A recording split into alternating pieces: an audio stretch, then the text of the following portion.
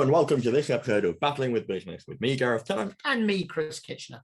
In this podcast, we're hoping to explore ideas and concepts around teams and teamwork, leaders and leadership, and all things in between. It's a discussion between a former Royal Marines officer and a product manager from the world of business, comparing and contrasting our experiences as we attempt to work out what makes teams, leaders, and businesses tick. And this is the first of our The Influencers series, where hopefully last week you will, if you listen to last week's episode, you will have been introduced to the concept of us starting to delve into specific stories around individuals to identify the fact from the fiction and the mythology that wraps around people who are known as good leaders, strategists, managers, etc. We talked last week about who we were going to cover first, but just to remind us, Chris, who are we exploring today? Today is one that I'm fascinated to talk about because I was lucky enough to work with people who themselves had worked firsthand with Steve Jobs over the years. So wow. When I worked for Adobe, I worked over in Seattle, and West Coast tech is relatively small. I've been lucky; I've been to the Apple campus a couple of times, but Steve Jobs both excited and frustrated me in equal measure, both in terms of what he did and didn't do, and in terms of how he has been perceived as well. So Steve Jobs is our first person that I thought we could have a look at on our side. Excellent. I'm genuinely really interested and excited about this one. Firstly, because Steve Jobs is not somebody I know a huge amount about. I've seen the movies that have been made. I've never read any book about Steve Jobs. So my only real exposure is from the films, which are clearly works of fiction, although hopefully based somewhat in truth. And those endless clips that get shown in presentations or on LinkedIn every so often of something that Steve Jobs once said, and then there's a whole load of mostly bullshit analysis attached to it. Obviously I know a little bit about Steve Jobs, and actually I'd even forgotten until just now. I worked at Adobe when there was the debate about whether they would put Flash on the iPhone. Flash was a really important technology bet for Adobe, and Steve Jobs said no. And he even took out a full-page newspaper ad to say why he wasn't doing this. So I have a bit of a background, but well, look, so what we said we would do for these is the first thing we would do is sort of find out what the story is. In other words, what is it? So you've kind of said what you know about Steve Jobs, but I want to delve in a bit more and say, so what do you actually know about Steve Jobs today? Well, let's start with what you think you know about Steve Jobs. Yeah, so I think that Steve Jobs was a university dropout, I think, from one of the San Francisco, California universities. Yep. And him and Steve Wozniak set up a computer company in the very early days of computing. Personal computers weren't really a thing, or very few geeky people had them, but they weren't certainly commonplace. This is back in the 70s. And effectively set up a company from his garage or his mum's garage or something that became one of the most successful, well, probably the most successful computer company in the world, Apple. In terms of personality, I don't know what's fact and fiction, what's the mythology, but a Marmite character with some quite strange personal traits and sort of ways of working that people either liked or didn't like. He was kicked out of his own company because of that, and went off to go and set up another company that, as far as I'm aware, didn't really achieve much, but maybe I'm wrong. And then was brought back in to save Apple when it wasn't doing so well in the early 90s, and made it what it is today, which is one of the most successful IT companies in the world. I think might be the most valuable company in the world right now. Not sure. I don't know. I should have probably done my research on that. It might be something ridiculous like Tesla that could be the most valuable. But it's either Aramco, Tesla, Microsoft, or Apple. They kind of bounce around. They're all bounce around. But actually, I think at one level, that's actually, I mean, that is correct. You are correct. What's interesting is it feels like these are the bits outside the story, as in we haven't talked about Apple itself and things inside Apple. So maybe we can do a bit more, but that's not too bad. I mean, when I sort of walked into this with my knowledge, which should be better, I think the place that I started was he was successful. And actually, we're going to do this as we go through all these different influencers, and it's very easy to sort of say were they good or whether they bad. Yeah, it's very important to say we wouldn't be talking about them if they weren't in some form or other successful or able to do the job. So successful, you've said, probably largest company in the world. It wasn't boring. No.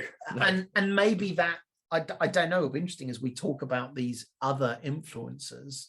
I wonder whether we'll find out that that's actually a trait about the influencers we talk about, is that they're not boring.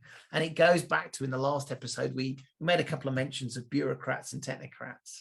By definition, we use the term bureaucrat to mean someone boring. That's often the comparison we make. Steve Jobs, not boring. I think everyone knows he would have those sort of black turtleneck jumpers. He was famous for sort of being seen on the stage with those. The other thing as well, wasn't like other leaders. And I think if you look at sort of the Microsoft leaders, the Google leaders, he wasn't like them. He was interesting. Now we get to the bits which, as you said about the Marmite, there's a suspicion he could be a bit of an arse. I don't know whether that's a technical term, and I could get sued by the Jobs estate. But the thing that this was the bit that sort of often made me a bit uncomfortable was he was a bit of an arse, but there was always this sense that you couldn't say that because he was a genius, and you can't say that about geniuses. The idea that there could be something bad about him, or we'll talk later about sort of somehow there was something uncomfortable about that because he was brilliant, damn it. And therefore, if you could articulate that actually these things weren't great about him, that doesn't, he was a hero. Right? Yeah, I was going to say, I think that is a trait of somebody's personality being mythologized, isn't it? As the polarization happens between, complex character distilled into good character or bad character, and then one of those narratives wins out, and therefore if you say anything vaguely negative, then you're from the bad camp, and that's how these things happen, which is a fascinating insight into popular culture anyway. But certainly I think happened with Steve Jobs. And I think this is the bit, this is why when we talked about doing these, I got excited, which is there's a logical extension, not always true. If it turns out Steve Jobs was a bit of an arse, spoiler alert, he probably was. I suspect because of the way we've mythologized people, there'll be other people who are going, to be a great leader, I need to do that as well. And that's what's interesting to unpick. Anyway, okay. Well, so you've just made the assumption that isn't the case. And actually, I wonder if there are times where being a bit of an arse is actually a useful tool. I think so. And it's almost, if you'd read some of my notes, there was a debate about this, in fact. And I think it is about context. When you say, is it okay to be a bit of an arse? It depends. Yeah. If you're an arse all the time and you're unfair and you're a bully, that's bad. If you're an arse once and your team went, wow, he's never been like this before. Wow, we have to. So there's context. I mean, there's might be probably a hypocritical story about the iPhone being dropped in a fish tank to see whether air bubbles come out of it, to see if they could make it smaller. And these are the kind of things that, there's probably a grain of truth in there somewhere, and has been twisted into this story about, a team of engineers and technicians working night and day on this project to meet a deadline, and before he even, tests it out, just goes, could you have made it smaller? No. well, let's see, and drops it into a fish tank. That almost certainly didn't happen, or certainly didn't happen like that. Or did it? What's interesting is, on that particular one, I don't know. There's lots of these different stories, but I think there is enough evidence to suggest this wasn't necessarily unusual. Yeah. And we can talk about what underlies it. All right, so that's interesting that it turns out we've proved the point of this, that we know these little bits and pieces. Yeah. We don't know whether they're true. And it's actually quite difficult to go, was that a good thing or a bad thing? So that's it. So unless you've got a 30-second thing on LinkedIn where you can absolutely certainly say it was a good thing or a bad thing. Well, I think that's where you have to. Yeah. This is clickbait-tastic. Daily clickbait that really winds me up. So the Steve Jobs story, I'm not, I haven't watched the film. I should have watched the film. So now we know I don't read books, and apparently I don't watch the Steve Jobs film. But so I'm not going to spend a lot of time. And there are excellent. Walter Isaacson has written a really excellent book, and I've dipped in and out to sort of take some things from there. But what I will do is I just want to recap that story, and actually you did quite a good job earlier. So the first thing that I want to do to sort of capture Steve Jobs, I can't believe there's many people who don't know about Steve Jobs, but there was I'll go back to the beginning in a second, but there was a commercial in 1997. It was a Super Bowl commercial. And I don't believe at that point any tech company, certainly not one like Apple, had ever bought a Super Bowl commercial. And it was sort of 1984. There was a person with a big sledgehammer running around. It was all very dramatic. Go look at it on YouTube. It was, from an advertising perspective, quite a dramatic and talked about advert. But in the advert, there was a phrase which almost certainly Steve would have written or would have participated in some quite close way. And he said, or this advert said, the people who are crazy enough who think they can change the world are the ones that do. And I pull that out because I actually think that probably is a pretty good reflection of how Steve thought about himself. Yeah. He thought, I can change the world, and I am going to change the world. And that was the force. Now, going back to your point, you by the way, scored good points on this. He did co-found Apple in his parents' garage back in 1976. It's now a bit of a cliche for 2 years after my car was made. Was it 2 years after? Well, obviously we have to talk about Gareth's Corvette. He's very, very excited about it. Maybe another episode. Maybe a whole episode on the Corvette. Different podcast, maybe. Going back to your point, and this I don't think is mentioned as much. I think people who've watched the film or read the book or know a lot about him, but he was fired from Apple in 1985. Yeah. They threw him out. He was no good. That's interesting. Is that success? I don't know that's success. But anyway, he was thrown out. And it was a while for him to come back to Apple. Apple was near bankruptcy. And in 1997, they brought him back in. So that was pretty big that, he built this company, thrown out. And then a number of years later, 12 years later, he was brought back in. Really interesting. Was Steve Wozniak still at Apple during that period? I think he might have been. Yeah. He's a character that's sort of been through for a long time. Anyway, then it's funny because this is a long time ago. Steve Jobs died. I think it was a pancreatic cancer in the end in 2011. But along the way, to your point, he at that point had built the world's most valuable company.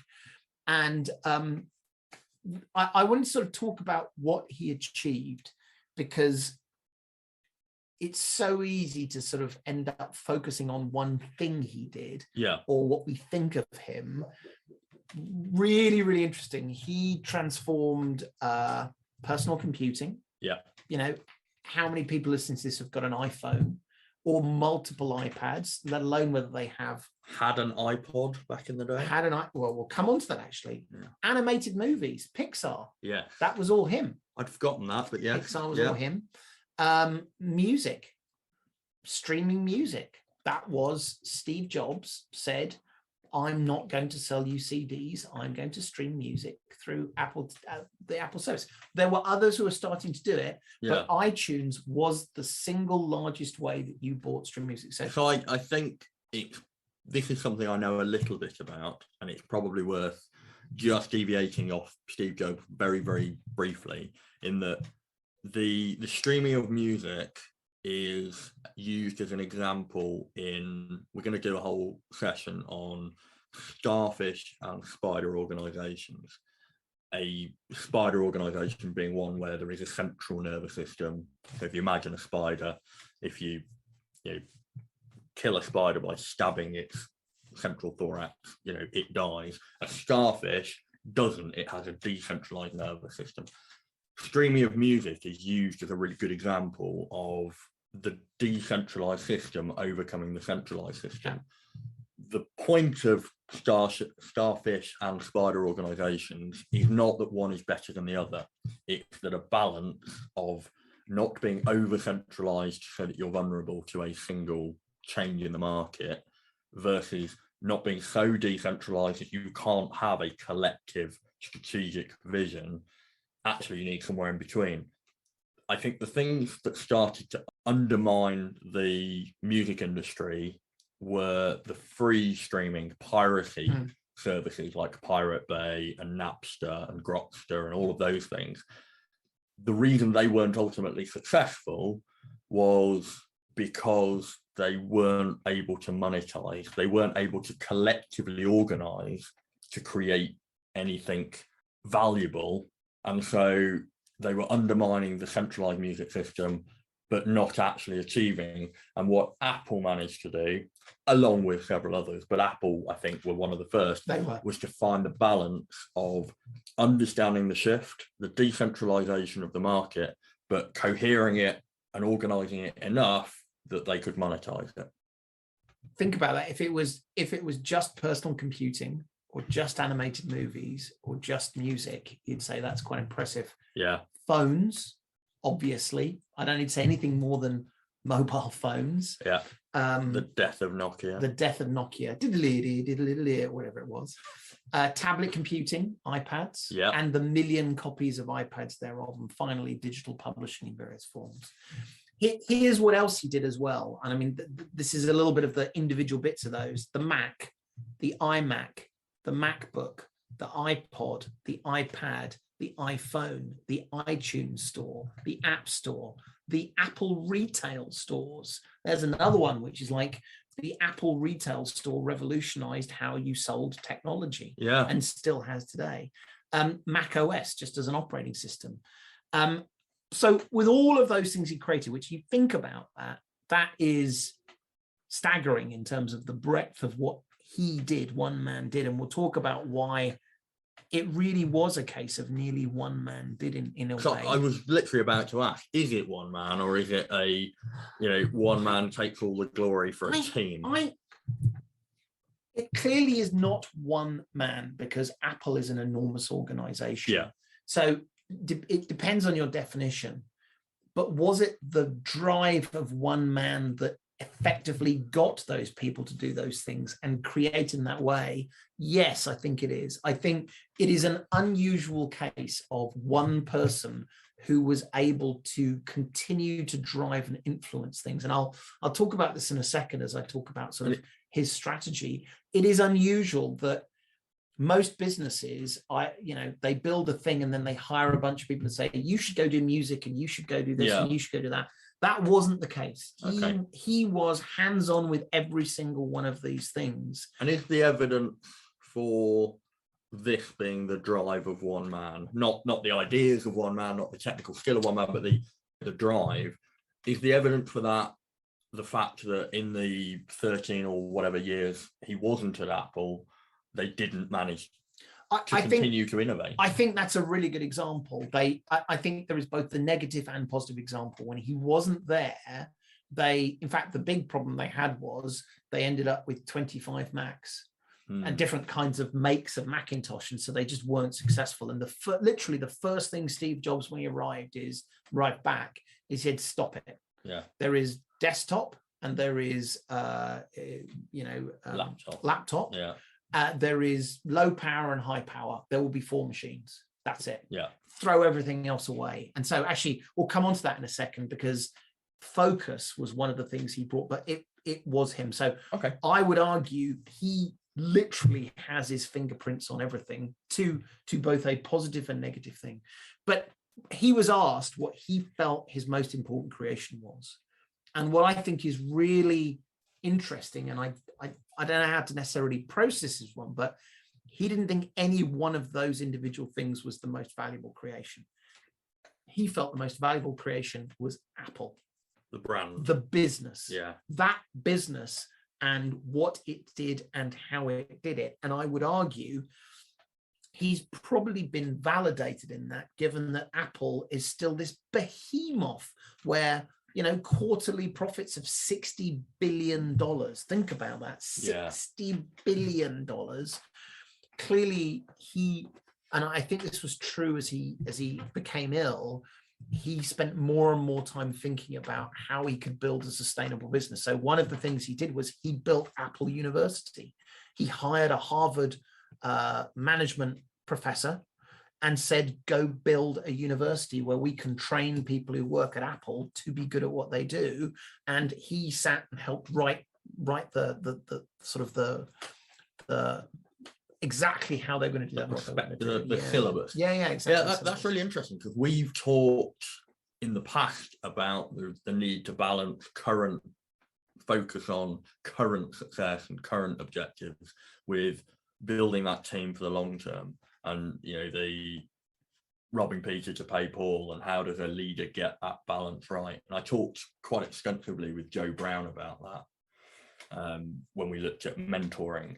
And I think I can't think off the top of my head of a business leader who has done something equally as tangible in investing for the future of the organization. There's something as well, and I've seen this not just with Steve Jobs, but in leaders I've worked with.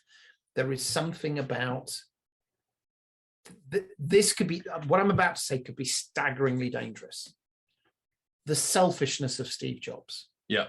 Steve Jobs said, I am right. Everyone else is wrong. Yeah. We will do what I think. And I've worked with some really great product leaders in the past who both were clear on what they wanted and actually were very lucky. And I think Steve was lucky in this. There wasn't a structure which said, well, we disagree with you. They literally got to do what they wanted. I mean, obviously, but I think that is very valuable, because what I've seen is the challenge you've got in most organizations is you've got this one person with this singular view, passion and drive, and they can't follow through on that because other people say, well, I don't agree with you. Actually, there's this other thing I want you to do, or you haven't done this quick enough. But it does rely on one fundamental thing, which is when you say you're right, you are actually right. I don't think that's the case here. I think there are plenty of examples. In fact, we'll do that now. I mean, I actually wrote this down, was a list of things that actually didn't work well for him. And I can't see. Well, okay, I will rephrase that then. When you say you're right, you're at least sometimes right. Yes, I suspect that's there true. are That's plenty of crazy people who don't change the world, even though they think they can. 100%. And this is the point, which is, and we've said this last week's episode, please don't think, or I would humbly suggest to you, just by writing down all the things Steve Jobs did and copying them, that will not make you successful. There was...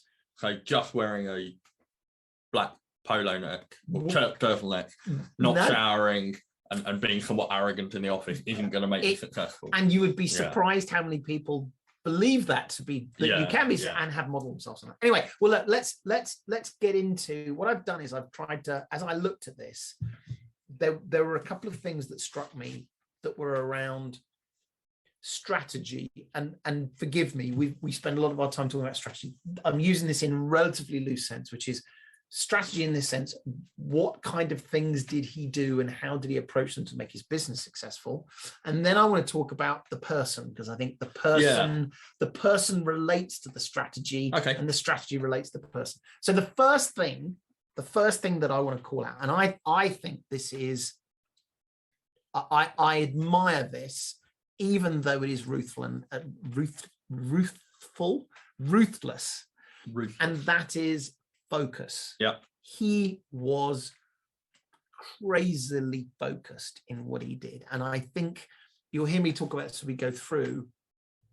I think some of these attributes and some of these approaches were what made him so popular and so successful, because he would do things that were, you would imagine on the face of it, would create everyone around him going, you're an idiot, I don't want to work for you. And it seemed to be quite the opposite. So focus is a good one. So actually, I kind of already said this, but I want to sort of slow it down and retell the story. When he came back in 1987, Apple had built a whole array of different computers and peripherals. There were a dozen different versions of the Mac desktop computer. And after a few weeks of him talking to the different teams and reviewing what products they got, he had enough and he shouted, stop. This is how it was reported, but I suspect there was an element of truth here. And he said, this is crazy. And he grabbed a marker pen, ran up to the whiteboard, allegedly in bare feet. Love it. Personal narrative. Yeah. We talked about that in episode 3 or 2. Go back and listen to personal narratives. Yeah. So it doesn't necessarily have to be true, as long as people think it's true and attribute it to your. When people think Steve Jobs is a cool guy who didn't wear shoes, as opposed to weirdo that didn't wear shoes. Yeah. He ran up to the whiteboard. A maverick. Drew a 2x2 grid and said, here's what we need. The top 2 columns, he wrote consumer and pro, and then the rows were desktop and portable. And he said, that's what we're going to do. That's what we're going to do. Stop everything else. And I thought that was such a brilliant example of crystallizing focus. Yeah. And we'll come back. There's a knock-on thing that comes after that in a second. So focus was really, really good. I've got another example of something he did, which touches on a couple of other bits and pieces here, which is he created a group of top 100 people at Apple. You heard about this? No. From what I can tell, it was a relatively secret group. People were told, don't tell people you're doing this. Yeah. You can't go. But once a year, they would have a retreat where these 100 people would get a bunch of time in a room with Steve Jobs, and he would talk about the business. And these are people from across the organization. And they made the point of saying any particular position, rank. Exactly. Right. It wasn't the most senior people necessarily. Yeah. It was people he effectively pointed at and said, I think there's something special about you, and you can add something to what you want. That resonates with John Cotter's idea of having a dual operating system. So you have your standard bureaucratic organizational system, so your org charts, your hierarchies, your authorities, and that's good for running the business. That's good for management, it's good for efficiency. But for innovation, for development of new concepts, new ideas, and risk-taking, you should have this parallel organizational structure that undermines all of that bureaucracy and just links passionate people to the project. The subtle difference here, I would suggest, is that John Cotter doesn't say, do this in secret, because there's a real risk of undermining the structure as is if there's a secret organization of people that are having I think you're probably right, and my guess is Steve Jobs didn't care. Yeah. Steve Jobs was like, this is how I need to work to be successful, and if other people don't like it, well, you should be good enough to be. And I would suggest that is a high risk approach. Well, this is really true about Steve Jobs, which is many of the things he did and how he did them are very high risk. Yeah. So actually, it did work. It did work. Yeah. So the reason why I was starting to tell the story is actually it's about focus. So the 100 people is really interesting. And by the way, the 100 people also represents, guess what? Diversity. Okay. I'm not going to have the top 10 people who work for me just in the room. I'm going to have 100 people who come from all over the organization with different viewpoints. Was that diversity something that he explicitly was looking for? I've not seen that. And again, I'm going to keep saying the word my assumption, because I didn't know Steve, but my assumption is he didn't say, I need to create a diverse group. Yeah. I think he went around and said, you're a smart person, write his name down on the list, and went that way. So diversity by action and experience, rather than diversity by this is a good thing, I should probably do it. Pulling people out because they have proven themselves, rather than creating a diverse group of people who may well prove themselves. Correct. Yeah. I think that's very well said. So anyway, so he'd get them together. by the way, apparently he loved whiteboards because he could hold the pen. I love a whiteboard. Well, I'm looking behind me, I can see the whiteboard, but actually holding the pen, we should have T-shirts, leaders of the people who hold the pen. There's an interesting thing about that. But anyway, that's not the story. So he would then say to this group of 100 people, what 10 things should we do next? And going back to that, because I know you think you want to move on, but the holding the pen thing, is that like a bit like the conch in Lord of the Flies? 100%. Like if you hold the pen, you control. You have the room. Well, and did he give the pen to, will he pull people up? I bet you he didn't give. What are your 10 ideas? I'm going to sit down. I bet he held the pen because it was a statement that says, "I am in command. I hold the pen. I get to decide what ideas go on the board and what ideas don't go." So I'm loving this because it's counter to all of my innate senses of what good leadership is. And yet we know that in this case, and you're going to bring up some examples of where it didn't work, but over the strategy of the organization it did, and it's challenging everything I believe about balancing people, team, task, about creating a cooperative environment where people are happy and want to work towards the goal, even if the conditions around them are chaotic. It's challenging. It's really challenging me, and I'm trying not to just default to nope, don't believe it, won't work. I agree with you, and I think we talk about leaders. Maybe we should talk about cults. Yeah, I think there was a cult around Steve Jobs, and when you get into that situation, there is, and they talk about this. This is an Apple phrase: the reality distortion field. I think that he would do many things that broke the rules. People who, we're the people who are brave enough to break the rules. Yeah. And I wouldn't say got away with it, but that implies he was lucky. He got away with it because he was very, very good for all of these reasons. So, well, let's keep going. But it's, I struggle with thinking Steve Jobs is a jerk or a genius. I know you want to push on, but I think this is quite an important point. We are judging success by the value of Apple, the amount of products sold. Did he break people along the way? Absolutely. Yeah. Absolutely. And I think he would argue that was collateral. Yeah. So I think this is where I'm starting to feel a little bit more comfortable with my deep-seated view on the world, in that, there are organizations that have been extraordinarily successful and haven't left a trail of collateral damage in their wake. And I think, we have another, before anyone thinks this is a very Apple thing, Amazon is arguably dreadful. Amazon burns people out. And I've heard this literally from people who work at Amazon, where we knew we were going to work there for 3 years, and at the end of it, we had to leave. Yeah. And Amazon do that. That's, in fact, the experience I had, and of course it will vary because it's a very large organization, was they almost celebrated that. It was like, that's what we do. So I think the takeaway is that there are different ways to achieve success. Yes.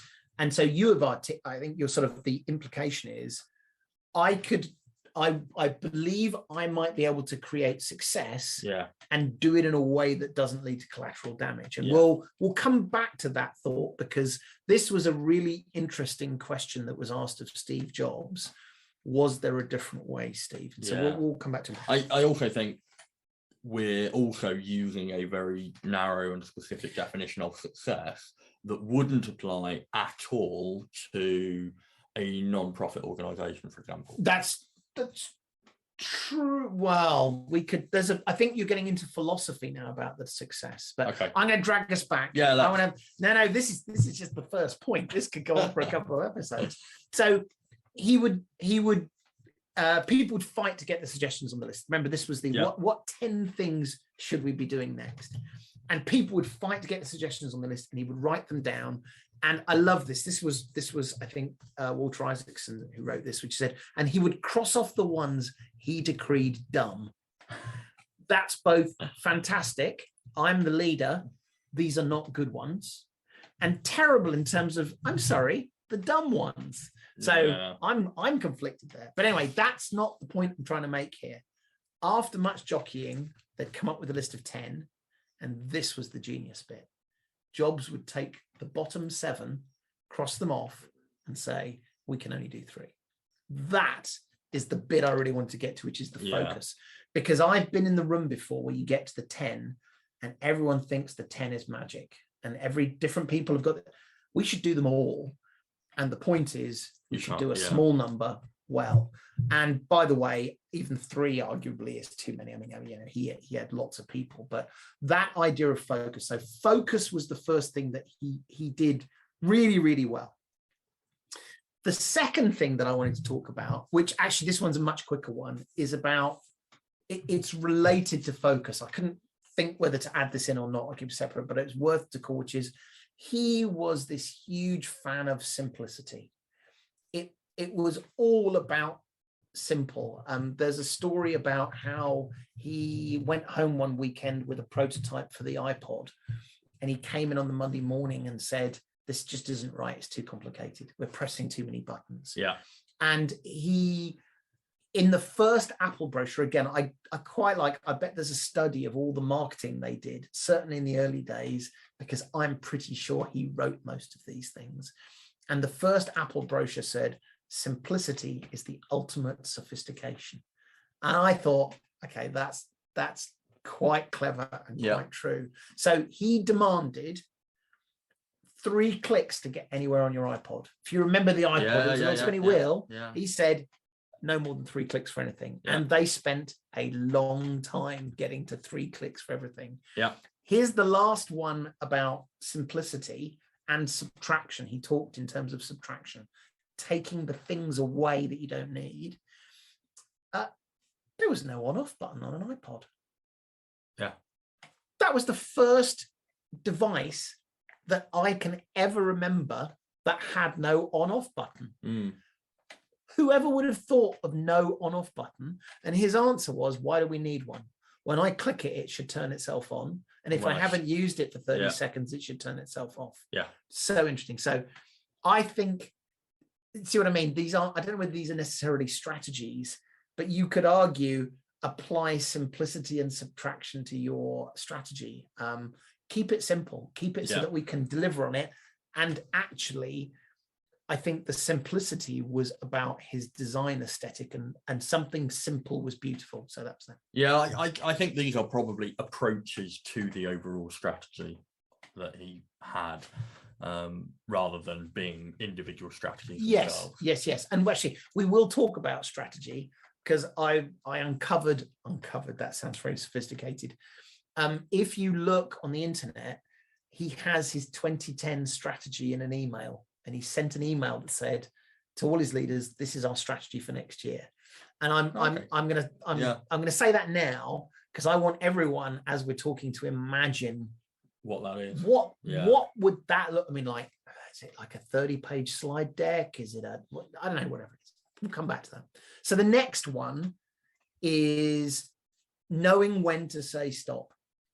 And with that in mind, I think it's time we take a quick break. You didn't know I was going to say knowing when to stop, did you? Okay, we'll take a quick break, and when we come back, we'll talk about knowing when to say stop. See what I did there? That was very good.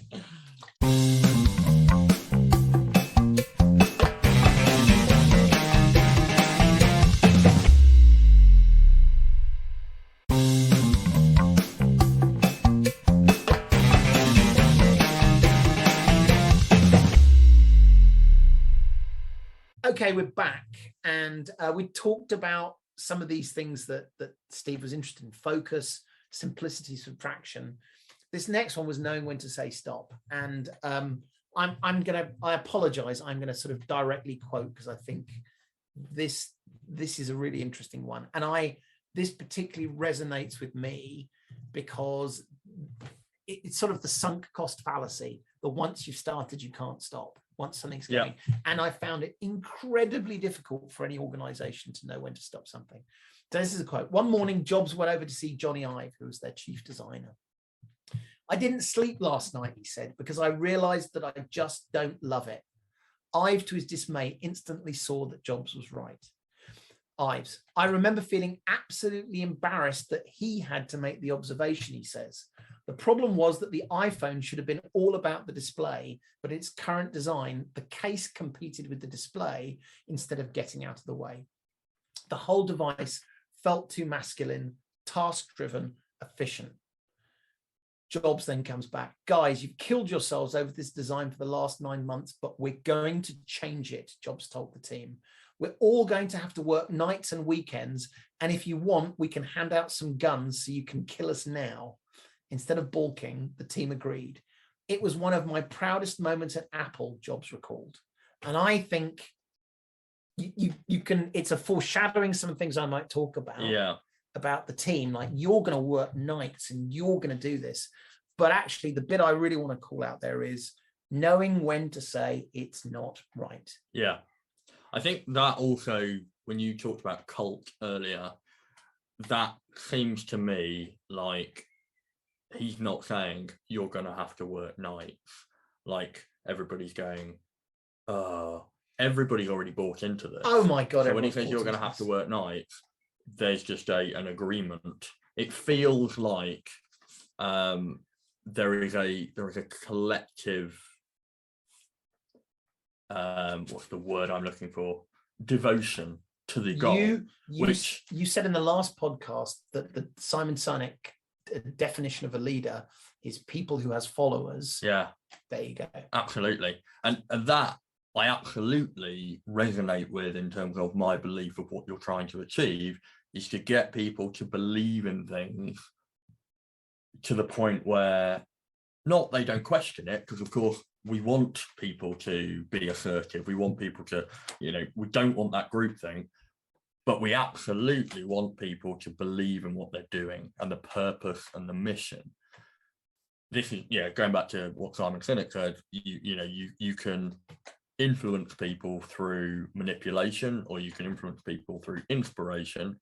I think the jury is still out on whether he is manipulating people or inspiring people. Frankly, we'll have that conversation. Well, but frankly, I think it's a combination. Yeah. And this is why it's so dangerous for people to say, I'm going to be like Steve Jobs, because no, you're not going to be like Steve Jobs. You're not going to have that nuance and the skill to understand when and where. I actually think it's also interesting. So the skill to know when to stop is vital. Yeah. How interesting that no one said, no, we've been working on this for 9 months. Oh, again, we've got to be careful though, because this is the reported narrative, probably written by people who thought people in the cult, So yes and no. By the way, I do know there. I mean, I've sort of hinted. I've met people. I met someone who worked at iWeb. There's another product that disappeared. Yeah. And apparently they were going to launch iWeb, and he was going to go on the stage that morning, and the product manager showed him the latest thing.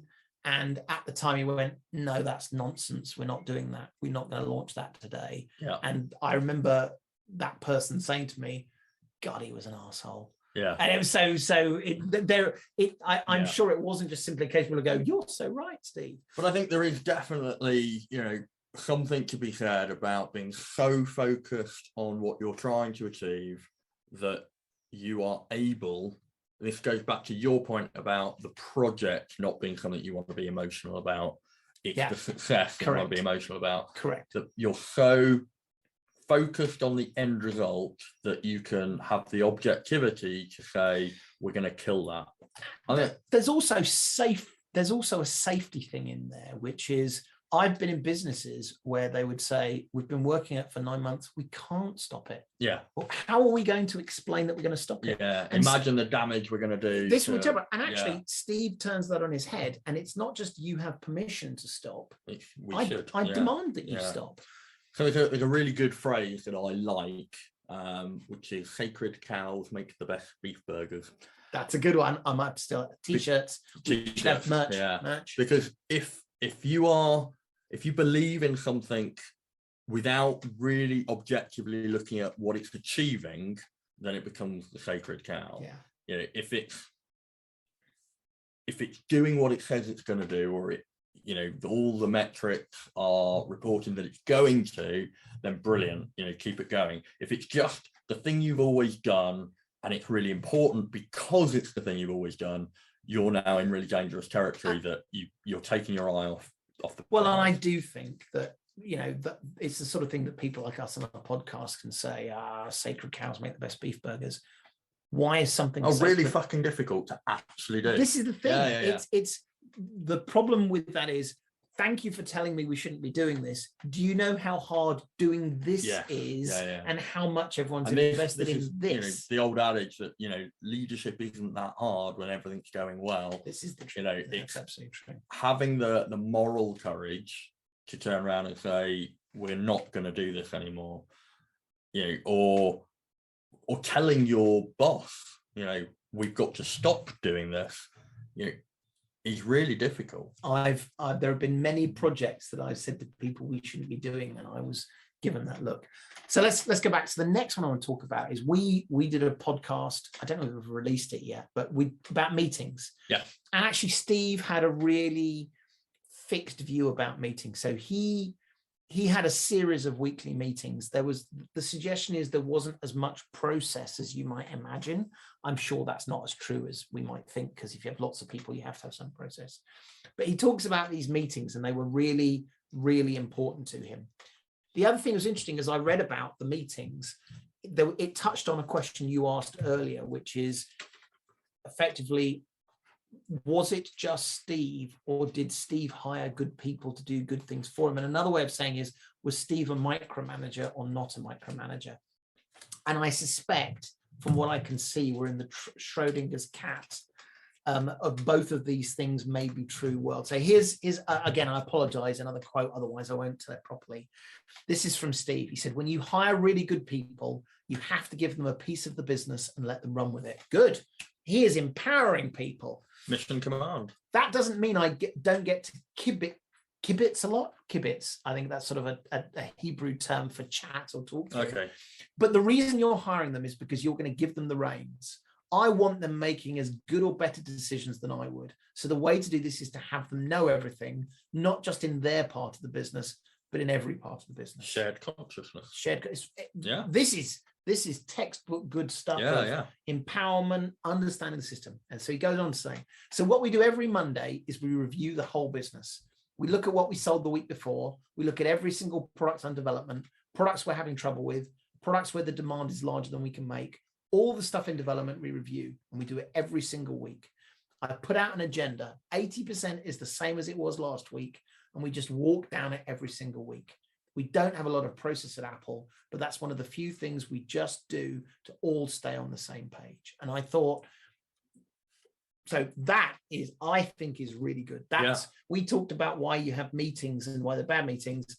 This has a singular and clear focus. We will talk through the important things. Yeah. We will do it every week, and we will understand the whole business, and everyone will understand. And the review of the whole business, of course, what that allows you to do is not assume that because you're not talking about something, it's going well, which is where things go wrong without you noticing. Exactly. So if every week you're reviewing the whole thing, and of course this won't be in detail, but it would be a wave chop, but it's a wave chop where you're shining light on every bit of the business.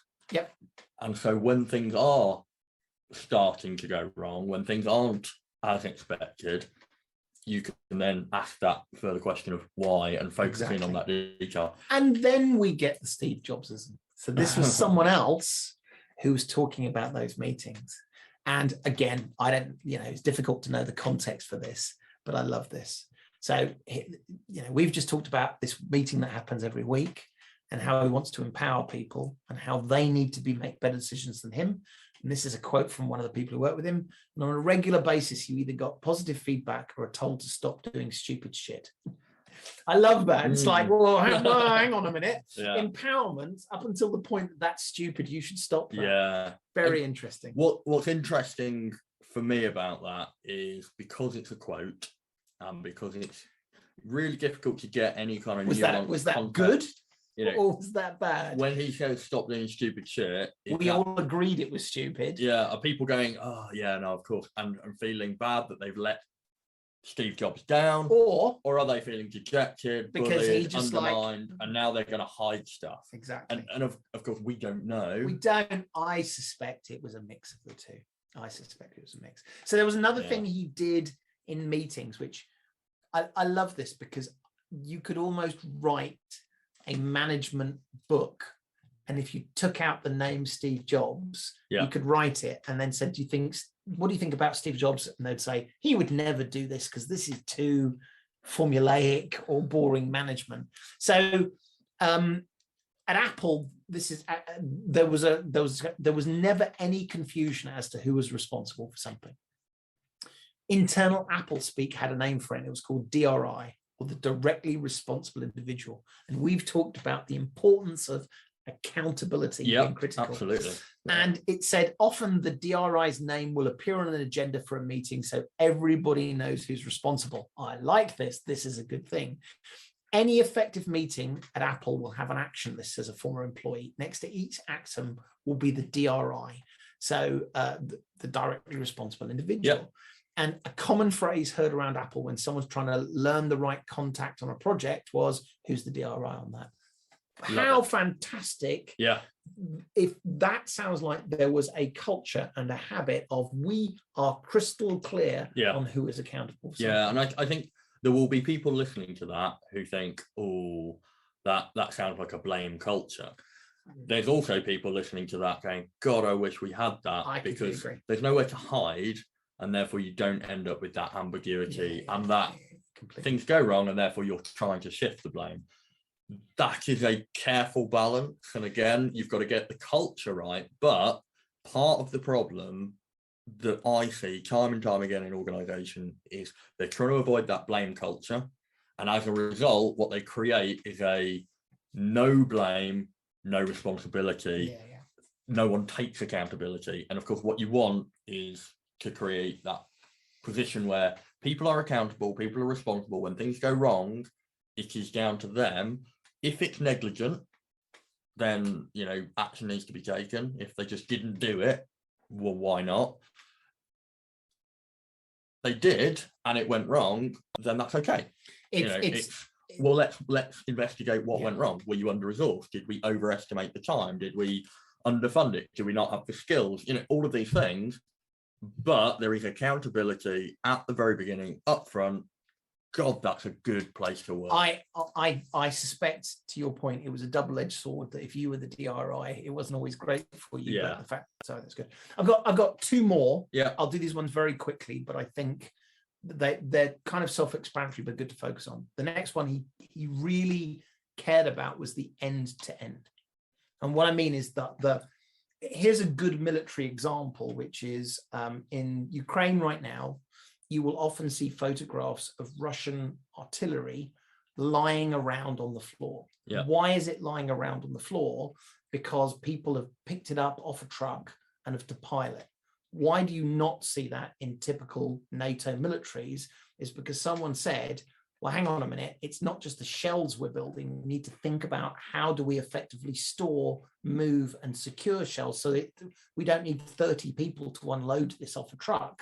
We need to be able to have one person with a telehandler securely strapped. So the whole thing about the iPhone and the App Store, creating that whole environment which says this is the end-to-end experience. I don't want to have one great experience and one terrible. I bought an iPod, but I can't get the music onto the iPod. Just plug it into the computer, fire up iTunes. You can buy the music, download it, and put it on. And all these other things.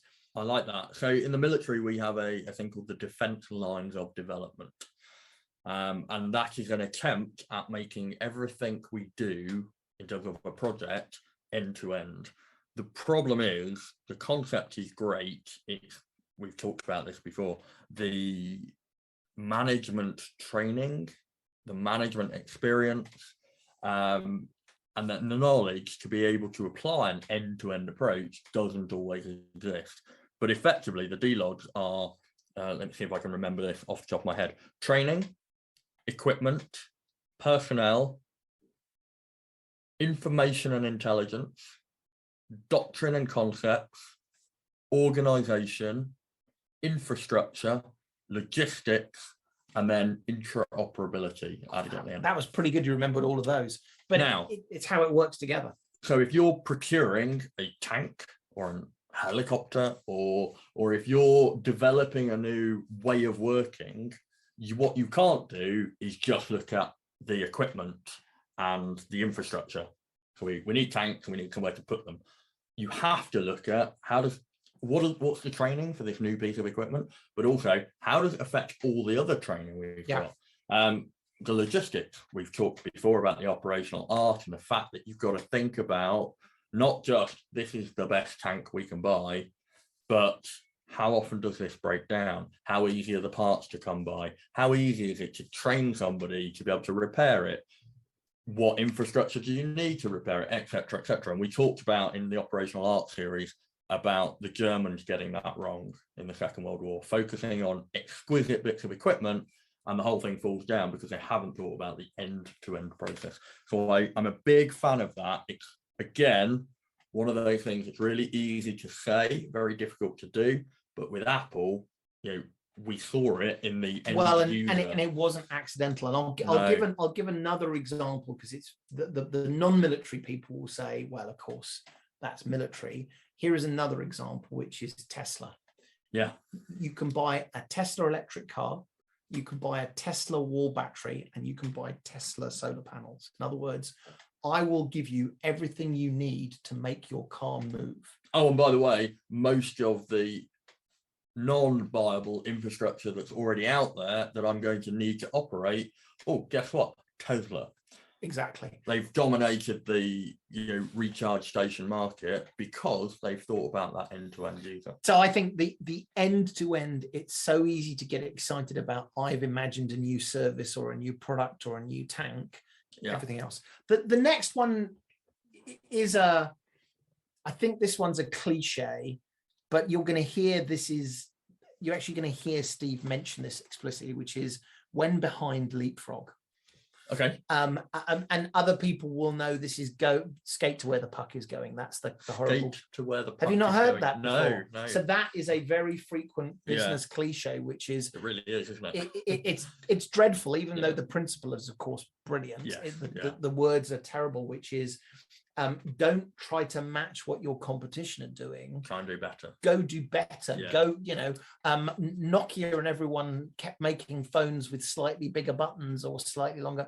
He said, I'm going to go something so entirely different that no one will care about the Nokia. And this is exactly Google, interestingly, have a very similar concept. They call it Google 10X, which is the idea of if you're going to change a market, we talked about this when we talked about incremental change. Don't make a faster horse. Yeah, don't make a faster horse. Make a motor car. Well, I mean, and Apple make it 10 times better. Leapfrog everybody else. Apple have done. This one is one where arguably, did Apple do this for the greater good? Here's the classic one. Mac laptops didn't have a CD player for years. Yeah. In fact, that's what I mean is, they dropped the CD player way before anyone else dropped the CD player. And they said, there's no need. We're not going to bother. There's the internet. We're not going to bother. Oh, God damn. Yeah. Actually, right now, Apple are talking, if not have already done, not yet, but I think they're talking about is getting rid of the headphone jack. Well, they already have on a lot of, they were the first on some of them. So I've got an iPhone 14, I have a headphone jack, but in fact, I don't have a headphone jack. It's the lightning jack. Yeah. Very interesting. Anyway, so I'll leave you with when behind leapfrog. And just if you want my favorite when behind leapfrog, everyone assumed to get the internet to Africa, they were going to have to spend billions on cables, telephone cables.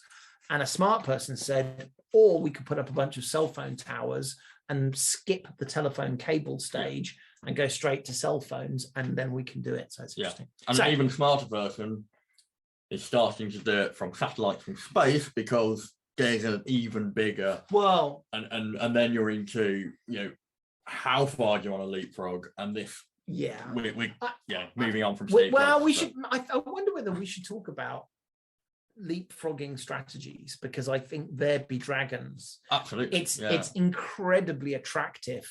You've all missed the point. I'm going to do this thing. Google, we're going to have balloons.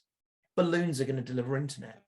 you're so clever. There are no balloons anymore that are delivering internet. Well, you've got to remember the other ones there. So you've got to stay focused. Yep. So you can't just constantly flip onto the next bright idea before you've actually done something. Absolutely. Simplicity. So you can't just think about, a new technology that doesn't yet exist, and yet you've also got to leapfrog. Knowing when to stop. Empowerment. End to end. How do you go end to end if you're thinking about BHAGs that don't yet exist? So there's lots of conflict in here that. Well, there's lots of conflict, but it shows the greatest leaders, the greatest managers use the rules and the processes to support them rather than as a crutch to make it happen. I've said this in a previous podcast about the Scrum methodology. You shouldn't break the rules of Scrum. People say, I do Scrum, which means I don't really do Scrum. You clearly don't understand the principles and the values. When you truly understand the principles and values, now you can understand why and how you can break the rules of this sort of thing. So I've still got to talk about Steve. This might have to be an extra long episode. We'll have to see. I wanted to finish with this. So you should Google Steve Jobs internal email 2010 strategy, something like that, because there is a 2.5-page PDF that you can download, or 3 images. There was lots of space. There were no slides. It was bullet points, which I quite like because I'm a big fan of on a notepad writing down bullet points. I'm going to tell you, I think it's about 80% of the strategy, because there was a few which weren't interesting. This was his strategy to his leaders. This is what we are going to do to drive us. You would imagine there were pages and pages and diagrams and things. No. iPhone strategy. iPhone 4 with better antenna, processor, camera, and software to stay ahead of the competition until mid-2012. Have LTE, that's 4G for the UK, in mid-2012. Create low-cost iPhone model based on iPod Touch to replace 3G, 3GS. That was it. That was his iPhone strategy, everyone. That was a whole year of the behemoth of Apple and what they were going to do with their iPhone in 3 bullets with probably not much more than 20 words. There's a strategy. iPad. You thought that was short. Ship iPad 2 with amazing hardware and software before our competitors even catch up with our current model. That was it. That's the strategy. Wow. iOS. Catch up to Android where we are behind. Notifications tethering speech, and leapfrog them with Siri. Leapfrog. Apple TV. Stay in the living room game and make a great must-have accessory for iOS devices. That's it. That is 80% of Steve Jobs' business strategy for 2011. Yeah. So I like the simplicity of it. I like the shortness of it. It's as a vision of what you're going to achieve, very, very clear. What it's not is a strategy. And this goes back to, of course, we're now talking about the semantics of what is a strategy. But for me, that is a clear vision statement. It is a plan for the next year. But it is not how we're going to get there. It's interesting. It doesn't involve talking about resource. It doesn't talk about time. It doesn't talk about responsibility or accountability. Now, much of that with Apple is probably already in train. I think that's fair. That is not a strategy. That is a vision statement. And if you don't understand the context of Apple, then you wouldn't be able to implement that. And yet, largest, most successful company in the world. This is the bit that's sort of uncomfortable. I'm not saying, well, that would never work. What I'm saying, and that is a snapshot that is held up, and you go, strategies don't have to be big, long documents. No, they don't. I think that's well said. But there is an awful lot of stuff that has happened to get the organization into a system of working. There is also a whole load of meetings where discussions happen. And we've got to, going right back to one of our really early episodes on strategy, what we've got to not do is reinforce this idea that, a 10 bullet point email is a strategy. I agree. In the same way that a 100-page PDF document is not a strategy. I agree. The implementation of that in and amongst all of the incoming information about what the competitors are doing, what Samsung doing, what's Microsoft doing, how is technology being developed, what is the consumer market development, that changing dynamic, that changing operating environment, managing the organization to meet those goals, to meet that vision, that's strategic implementation. So I'm going to go into a bit of speculation now. I'm not sure Steve talked a lot about strategy to his team. I've seen this before where people say, I know what the strategy is. It's between these two ears. Yeah.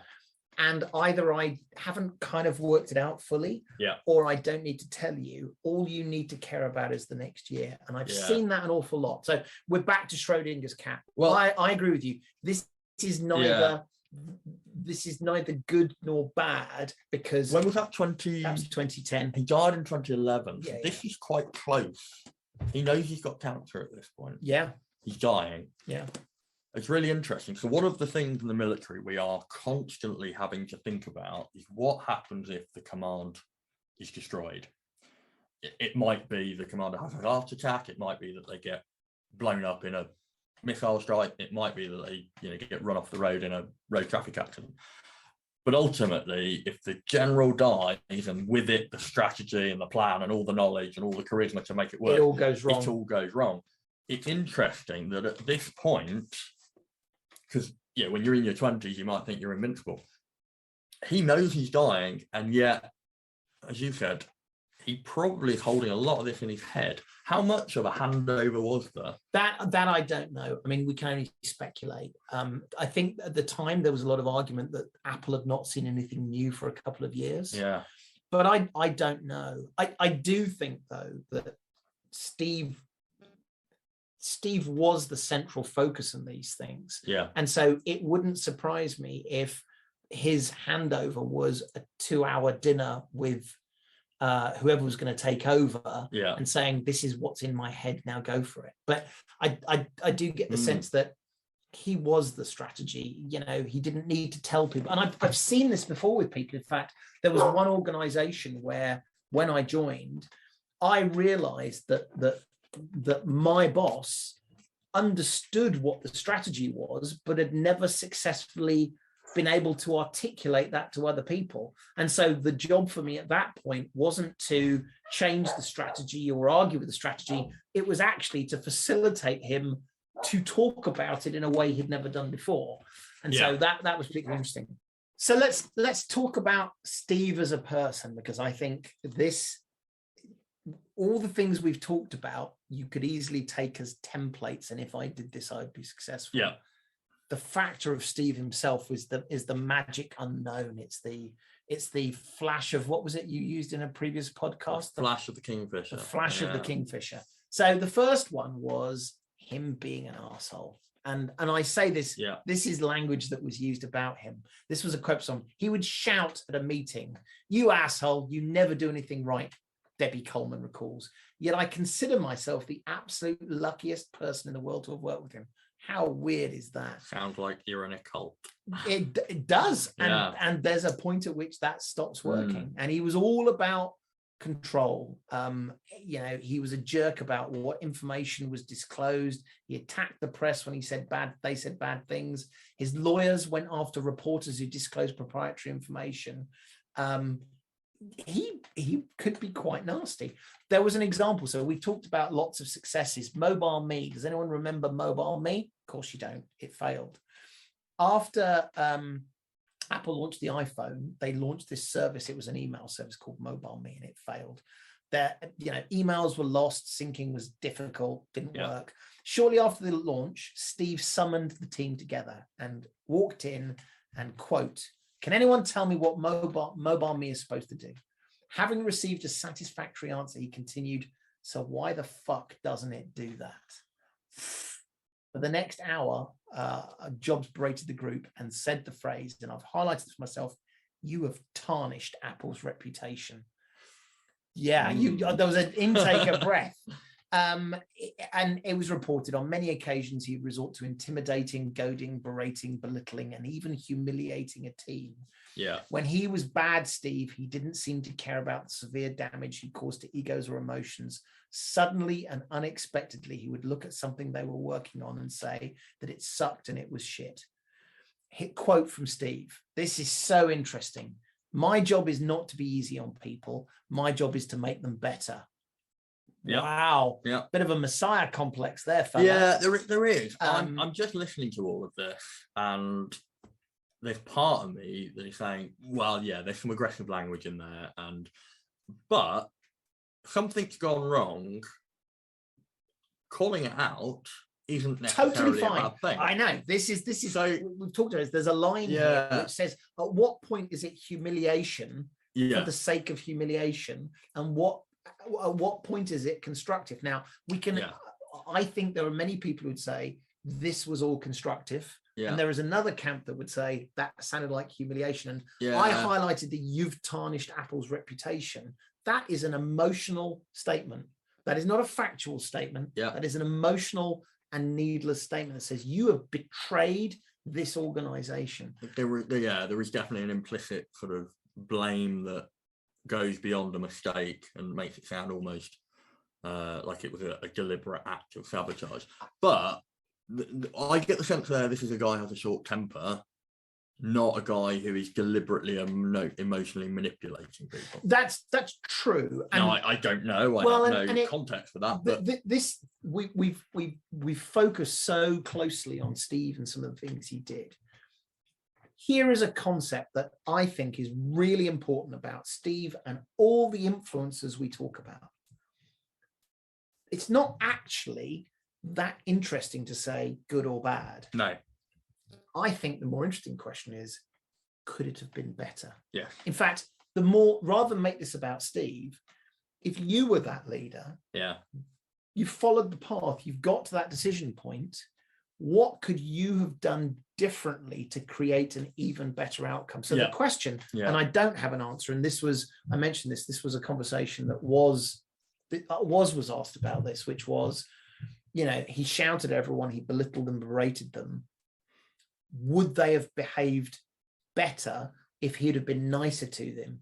And was said, I'm not sure they would. So we can leave that debate to posterity. Yeah, of course. But it is, what would you do differently and better? Because if all we do is say, that was a good thing, I will do it, that is a bad thing, I won't do it, we've missed that final dimension of the art of being the better leader is saying, I'm going to take that good thing from you, that good thing from you, I'm going to blend it with my good thing, and therefore actually this is something that's even better. So at that point when he said you have tarnished the reputation, what could he have said that wasn't as actually humiliating?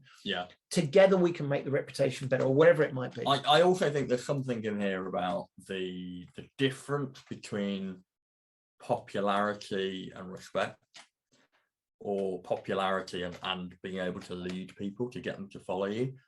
And whilst in almost every situation, being polite, being courteous, being patient is a virtue that leads to better results, and these things compound, just because you're not polite, just because you lose your temper, doesn't make you a bad leader. What makes you a bad leader is when people stop following you. And it's interesting, we haven't really got to, I don't think we will get to the bottom of how much of this is inspiration, how much of this is manipulation. That's, not well, here for you us go. to decide. Here's your last quote on this, about his passion for perfection and the use of the word A players. Quote from Steve, or we'll get to quote, but he only tolerated A players, and it was, quote, his way of preventing what he called the bozo explosion, like the term, in which managers are so polite that mediocre people feel comfortable sticking around. So he was kind of saying, I'm going to push you because I want people to leave the room. Okay, Steve, interesting concept. I know. So here you go. He said, I don't think I run roughshod over people. I think you have a lack of empathy, fella. I'm not sure you understand. So, but my train set, I get to decide what's roughshod. He carries on. But if something sucks, I tell people to their face. It's my job to be honest. So I'm sort of torn on this, because I think there is definitely a tendency to confuse honesty with rudeness. Well, either way. You can either be a rude, inconsiderate, angry, terrible boss and not achieve anything because people don't respect you, people are frightened of you, people hide things from you. But equally, you can be lovely, empathetic, mild-mannered, and not achieve anything. And not achieve anything because people get away with stuff because the mediocre continues to be mediocre. What I find difficult is this concept of my job is to get rid of the mediocre. Actually, what you should be trying to do is find people's talents and utilize people's talents properly. Now, if you've got deliberately malicious people, then they need to go. If you've got people that are promoted above their capabilities, then you need to move them or get rid of them. What you can't do, well, I say this, he obviously did and it worked, but what I would say you can't do is try to constantly go, who's the bottom third, let's get rid of them. And I know there are organizations, I think this is infamous to this day Goldman Sachs have this reputation, I don't know how true it is, of ranking everybody many and organizations, cutting the bottom 10%. Many organizations. Those things create insidious cycles and insidious loops. But the idea of not allowing mediocre activity to be unreported because it's uncomfortable to be a bit critical, absolutely on side with 100%. But isn't it interesting how, again, the sort of the Steve Jobs supporters could very easily say how this was good, and detractors would say this is bad. So let's finish. I'll finish the quote because I think it perfectly finishes off. He says, I don't think I run roughshod over people, but if something sucks, I tell them to their face. It's my job to be honest. This was, I think this was Walter Isaacson. When I pressed him on whether he could have gotten the same results by being nicer, he said, perhaps so, but it's not who I am. And I think it's not who I am is so interesting and revealing. It is his magic recipe was him, and therefore that's how he got those results. He said maybe there's a better way. Then he starts being a jerk again. A gentleman's club where we all wear ties and speak in this Brahmin language and velvet code words. But I don't know that way because I'm middle class from California. Personally, I think that's a jerk answer. I agree. That says, maybe I could be better, but they're all idiots who do that, so that's fine. It's interesting. There's a quote that is often thrown out in the military about leadership, which is it's the end of a whole quote, but it's General Slim, famed for British Indian Army and the success in Burma. General Slim says leadership is just plain you, and there is definitely a point in here that that's not who I am is effectively saying my leadership is the way I do things. It's my personality. And there is definitely something we need to acknowledge here, which is you can't rewrite your internal programming. You can't, you are the product of your genetics and the 50 years of experience you've had. It's a package. And so, like we've said several times, there's no blueprint. These are insights into things that have worked, may have worked better, could have failed, did fail, but you can only use the attributes you have. That doesn't mean you can't grow and mature and develop. Well, it's not an excuse. I agree. I think there could be 5 Steve Jobs. You could clone him 5 times, and 3 times he'd be failure, and 2 times it'd not be a failure. Yeah. So here, I wanted to round off. So we're coming towards the end. I spent a bit of time thinking about this, looking at here are my conclusions. And I wanted to finish with, or start those conclusions with a quote from his biographer, Walter Isaacson, really interesting book. He said, I think his personality was integral to his way of doing business. He acted as if the normal rules didn't apply to him, and the passion and intensity and extreme emotionalism he brought to everyday life were also things he poured into the products he made. His petulance and impatience were part and parcel of his perfectionism. So it's so interesting that you made that point, because these were the notes I'd written that I wanted to bring up at the end, which was, this really resonates with me. for the last 20 years of my career, and I know this will be a real surprise to you, I have been told by all of my bosses, I talk too much. After 20 years, I've come to terms with it's who I am. Yeah.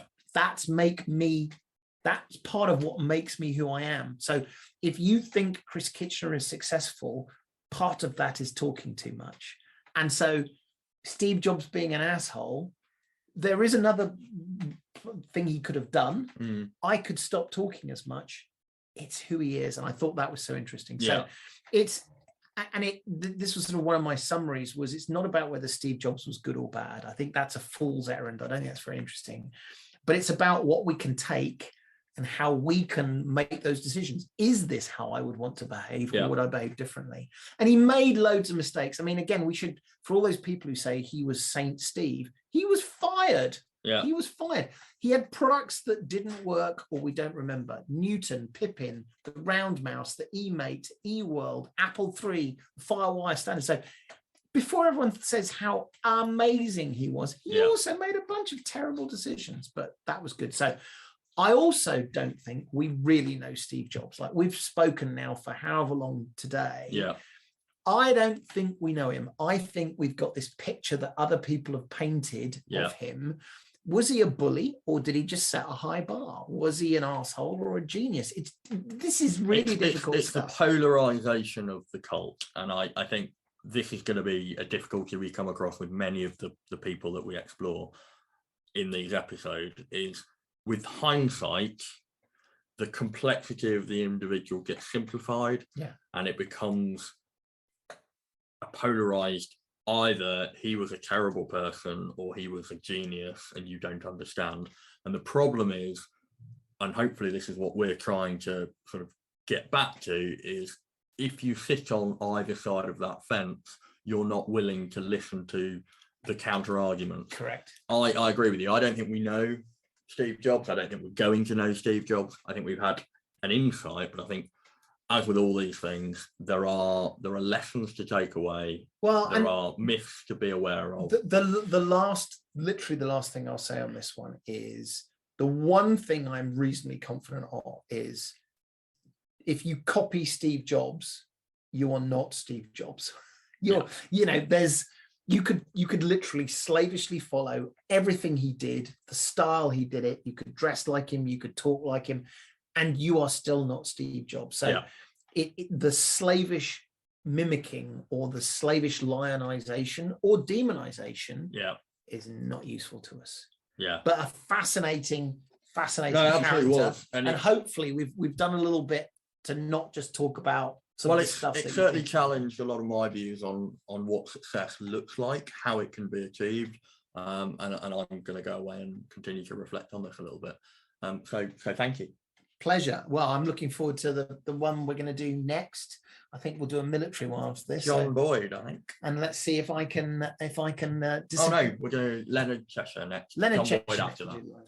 Okay. So I think that's all we've got time for. If you've enjoyed listening, then please do comment. We need more comments in order to make the algorithms work, and tell your friends. We are available on battlingwithbusiness@gmail.com if you want to email us. We're also on Twitter @battlingwithbiz. That's biz with a Z. Please do reach out. Tell us what you think. If you've got more insights on Steve Jobs that you want to share with us, we would love to receive them. But that's it from me. Thanks very much. Thanks very much from me as well.